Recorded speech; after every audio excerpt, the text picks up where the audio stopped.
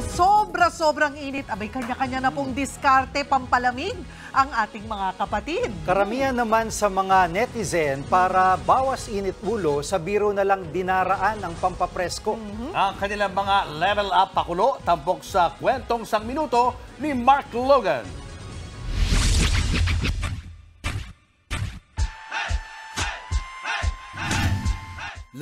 Maging si Jose Marichan, ayan, naiinitan. Kaya bago lumabas ng bahay, mag-shower ng super cold water. Siguruhin rin na ang helmet, well-ventilated. At kapag nakakita sa jeep ng magkalukadidang, deadma lang ang init. At dahil mainit, nagkarambol na sa statement. Init, isususpindi dahil sa grabing klase. Para ka naman kasing iniihaw sa tindi ng sikat ng araw.